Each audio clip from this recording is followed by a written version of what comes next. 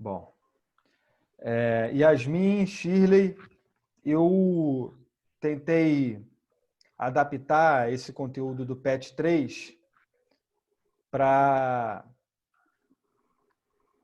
um conteúdo mais próximo do primeiro ano e para que não ficasse muito espaço vago, temas trabalhados de forma desconexa, né? Então, eu utilizei um pouco do livro do primeiro ano de História, um pouco do livro do segundo ano de História, porque o material do PET 3 está mais adequado para o segundo ano. E dentro da matéria de período pombalino, aquele período em que o Marquês de Pombal vai ter um papel importante na política portuguesa e na política da colônia aqui no Brasil, eu tentei procurar alguns materiais extras que pudessem ajudar a gente também a estar trabalhando esse tema, tá? Como a nossa ideia é ter uma aula quinzenal, ou podemos pensar depois até em ser semanal essa aula, né? Então, eu vou tentar trabalhar o conteúdo que der hoje, puxando um pouco da matéria da aula passada ainda, e, na medida em que haja tempo, eu vou tentando alcançar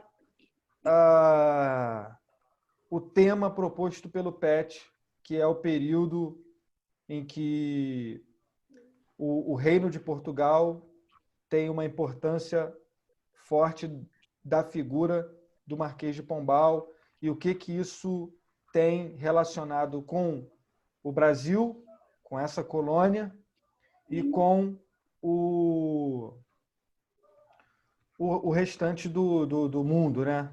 O que está acontecendo internacionalmente, né? Bom, então, o que a gente tentou trabalhar na semana passada, na aula passada? A gente tentou entender que não podemos estudar a exploração da cana-de-açúcar somente olhando para a colônia, né? Temos que entender, portanto, que existem uma série de movimentações internacionais que envolvem as grandes potências europeias disputando melhores condições comerciais, territórios, né?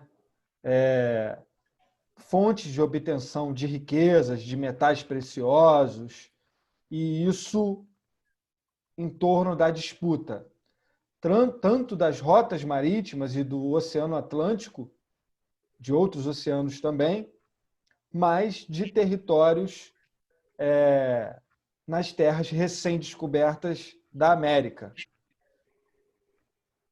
E vimos também que o Brasil ele não foi um projeto idealizado por Portugal para se tornar uma nação independente que ela é hoje, nem mesmo no seu início de contato com os portugueses, uma relação já de colonização, né?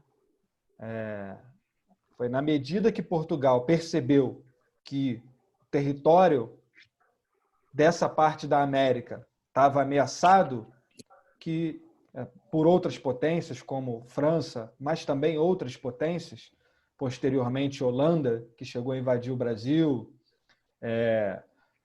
enfim, outras relações com outras potências, Espanha, Inglaterra,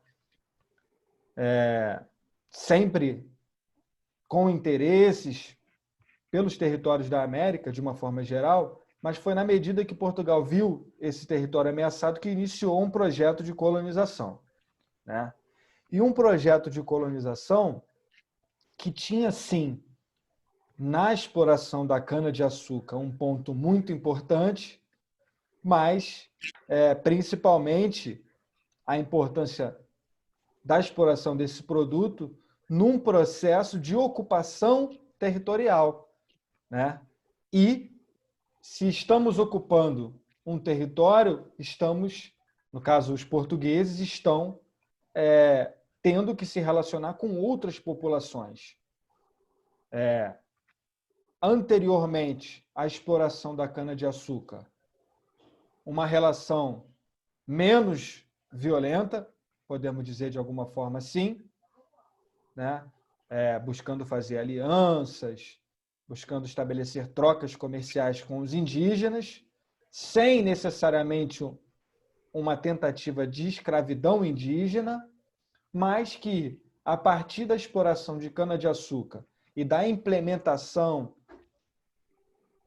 ou tentativa de implementação de uma colonização mais organizada, as relações com as outras populações passam a ser mais violentas, né? A escravidão dos indígenas passa a ser um mecanismo necessário do ponto de vista dos portugueses para que houvesse, então, esse desenvolvimento de uma exploração colonial que para os portugueses pudesse ser benéfica, tanto do ponto de vista comercial, mas também do ponto de vista de estar ocupando esses territórios e garantindo que esses territórios ficassem sob domínio dos portugueses, né? E não de outras potências. Então, são questões complexas que a gente precisa estar sempre trazendo para entender o contexto que envolve a colônia que Portugal começa a organizar nessa parte aqui da América que veio depois virar o Brasil.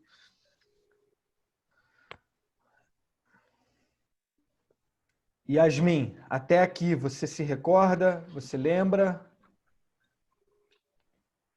Sim, sim, professor. Ok. Então, eu vou trazer os elementos agora das relações internas e que envolviam não só as potências europeias, mas também as populações diversas indígenas que tinham por aqui e as populações que passam a fazer parte da história do Brasil, né? Não de forma espontânea, que são as populações de origem africana, negras de origem africana, que passam a ser retiradas de suas terras de forma violenta, né? Trazidas em navios negreiros, em péssimas condições, sem nenhuma ideia de para onde estavam indo, sendo castigadas, muitas vezes jogadas ao mar, quando, enfim, fosse avaliado que deveriam ser dispensadas, né? Principalmente em situações de tráfico contrabandeado, contrabando, acabavam sendo descartadas no mar mesmo, né? Para morrer ali afogadas, enfim. E chegando aqui, as violências continuavam, separadas de suas famílias, separados de seus povos próximos, de sua cultura,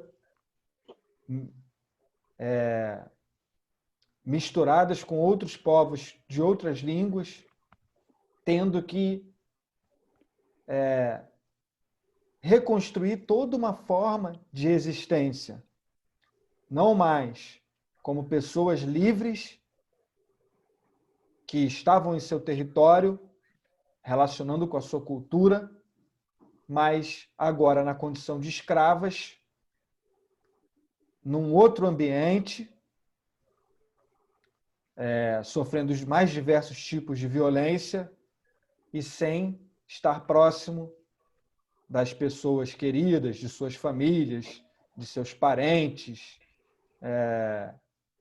das pessoas de sua comunidade, né? Relacionando com negros de diversos territórios também retirados à força e tendo que aprender línguas, outras línguas africanas, para se comunicar com outros negros escravizados, tendo que aprender o português para se relacionar com essa forma de sociedade que Portugal buscava impor, e tendo também que aprender línguas indígenas para se relacionar com os indígenas.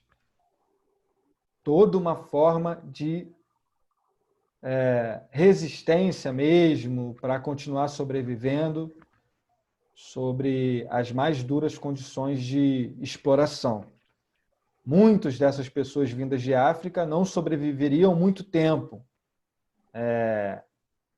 Sobreviveriam tempo suficiente, talvez, para gerar lucro para o seu senhor, o seu dono, mas por conta das situações de precariedade, muitas vezes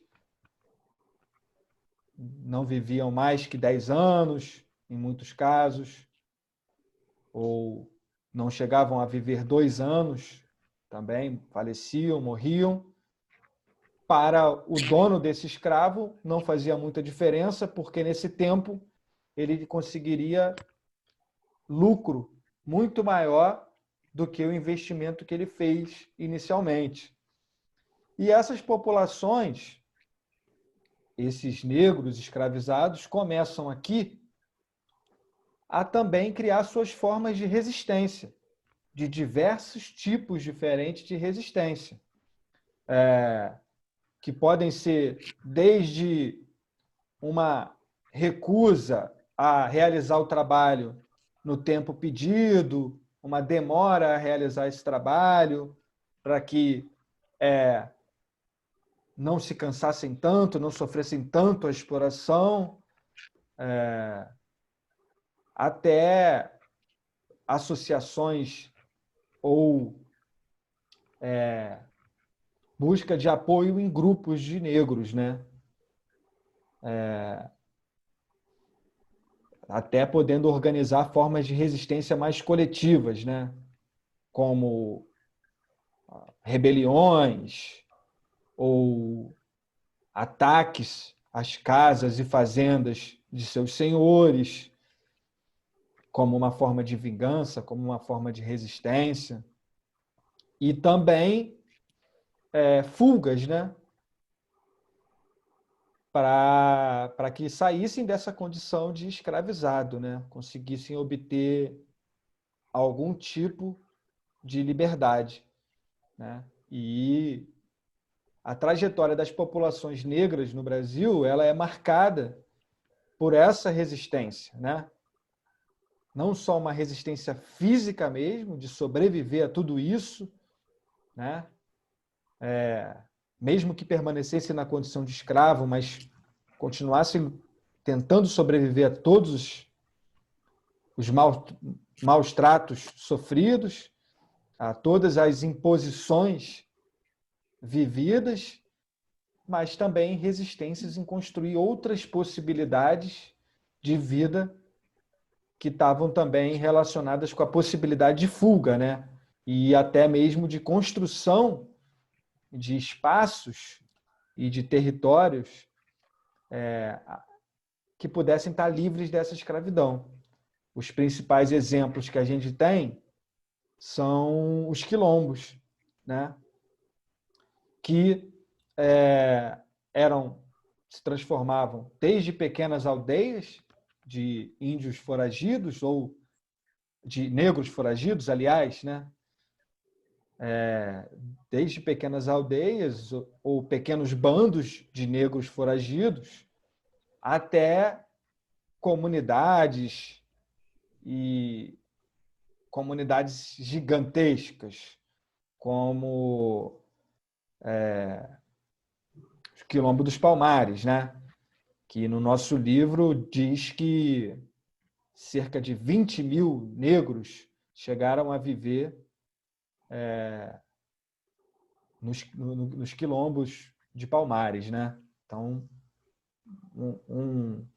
uma capacidade de resistência muito grande e que, certamente, uma riqueza cultural manifestada através de hábitos, valores e trocas culturais entre negros de diversas origens diferentes na África, né? Ou descendentes de populações totalmente diferentes entre si, mas que, nesses quilombos, aprendiam a se relacionar e criar uma forma de vida extremamente rica cultural, né? Cabe lembrar que nos quilombos, normalmente, não se aceitavam somente negros. Então, indígenas eram acolhidos nesses quilombos. Até brancos pobres poderiam ser acolhidos nesses quilombos. E essas comunidades se relacionavam com o restante da sociedade. Realizavam, por vezes, até comércio, trocas, né, com o restante da sociedade. Eram, portanto, territórios autônomos, né, que muitas vezes eram combatidos, mas que, em alguns casos, acabavam tendo que ser aceitos, né, por conta dessa força que essas comunidades tinham. Sempre, claro, a gente entendendo que essa sociedade colonial, dominada por brancos portugueses, que sempre se julgaram superiores a outras populações, ela vai ter um forte tom discriminatório, racial, racista, né?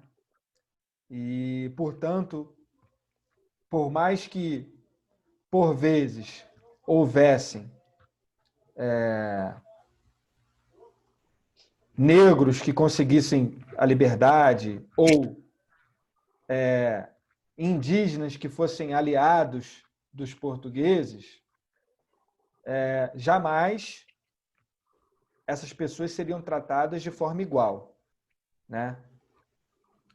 Então, a gente estudar a história do Brasil ou a história desses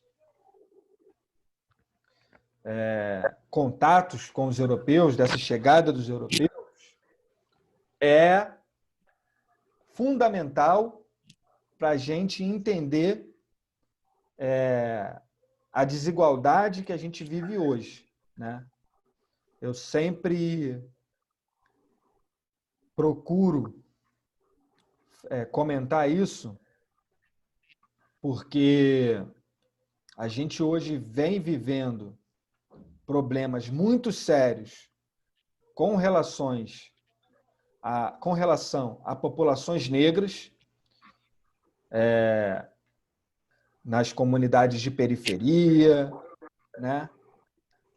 Sofrendo violências policiais das mais diversas, sofrendo um abandono do Estado em fornecer condições de vida dignas, que tem uma relação direta com a nossa história e a história dessa colonização. Em vários momentos da nossa história do Brasil recente, a gente vai ter fatos que fundamentam isso, mas, de uma forma geral, a história da colonização ela traz essa herança, né? Ou a história da relação dessa imposta supremacia branca, né? Supremacia europeia já que, por mais que tenha havido a independência em 1822,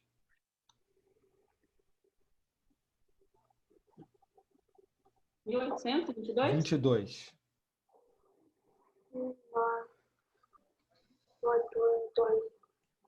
Por mais que tenha havido a independência, a gente ainda ficou na mão de imperadores portugueses ou descendentes de portugueses, né? De um poder, mais do que na mão dos imperadores, de um poder político e econômico relacionado aos interesses de uma elite branca brasileira, claro, mas também de elites portuguesas, de elites inglesas, né? Bom, então o estudo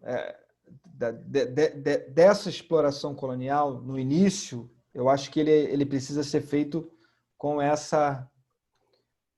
esse interesse, entender como que a sociedade atual está organizada hoje e quais as coisas que a gente pode buscar entender lá no passado. Exemplo,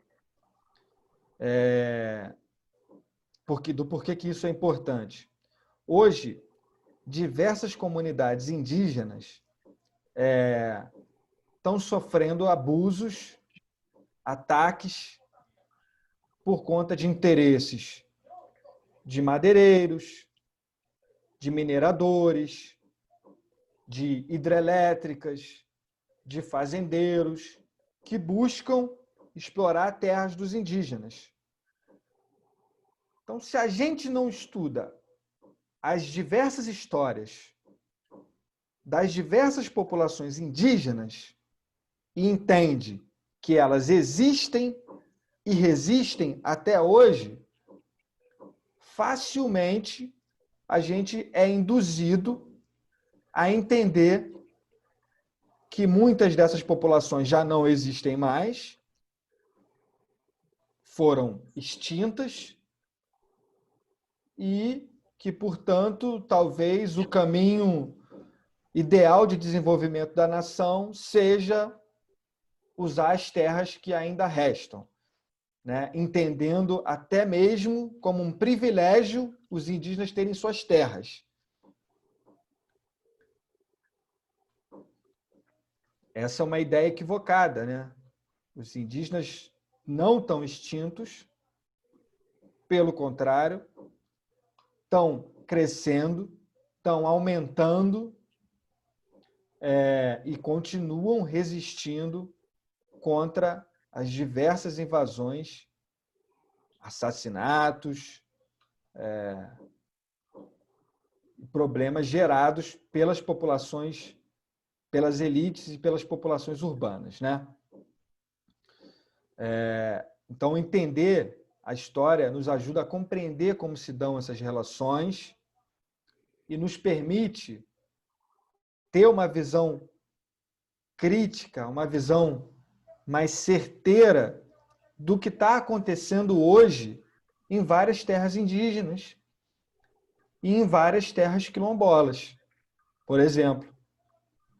Assim como também a nossa desigualdade e as condições de vida das populações de periferia, que em sua maioria são negras, né? São de origem negras, e que têm essa vivência intensa na desigualdade, né? Então, é por esse motivo que a gente precisa tentar estudar a história com um rigor, com uma dedicação, uma seriedade, e a gente, às vezes, olha para esses materiais dos PETs e fica muito preocupado, né? Porque ele não permite que a gente consiga ter dimensão dessas trajetórias históricas, né? Da própria formação da nação brasileira. e da origem, das diversas origens, das mais variadas desigualdades que a gente vive. Um outro aspecto eu vou comentar, mas antes eu preciso perguntar se está compreendendo, se tem alguma questão.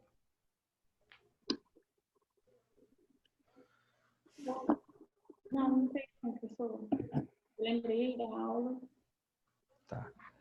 Shirley, seu microfone, você pode testar ele para mim, que eu acho que ele está um pouquinho baixo. Não, o meu som está baixo. Deixa eu aumentar ele aqui. O meu som aqui. Agora eu acho que eu vou ouvir. Pronto. Eu separei, antes de ir para um próximo tópico, eu separei algumas imagens que traduzem um pouco essa relação de violência, né, sobre as populações negras e populações indígenas. Claro, sempre vamos lembrar que nem todas as relações foram violentas. Haviam alianças entre povos indígenas, haviam pessoas negras que conseguiam a liberdade, que conseguiam até chegar a ter escravos, né? Porém, a sociedade se organizava de forma a violentar essas culturas e colocar uma hierarquização econômica, política, em relação às populações brancas e as brancas portuguesas e as outras populações, né, negras e indígenas. Lembrando sempre que se tratam de diversas populações indígenas diferentes entre si e diversas negros escravizados ou populações negras que foram escravizados, mas que são diversas culturalmente entre si, né? Então, os indígenas os povos não tinham a mesma cultura, eram diversas, assim como os negros também pertenciam a diferentes povos, com costumes, com crenças, com línguas diferentes. Só uma questãozinha aqui para falar para vocês. Aqui o Zoom já está me dizendo que eu tenho só 9 minutos para ele fechar. Eu queria, então, propor eu mostrar essas imagens para vocês e retornar num próximo, agora sim, logo em seguida, numa próxima chamada de vídeo. É possível? Sim. Eu acho que a gente vai passar um pouco das 3, mas... Tá? Tem problema, Yasmin? Shirley, como é que tá aí? Aguenta mais um pouco aí ainda? Sim. Tá. Aguento. Você não quer mostrar já no próximo, não?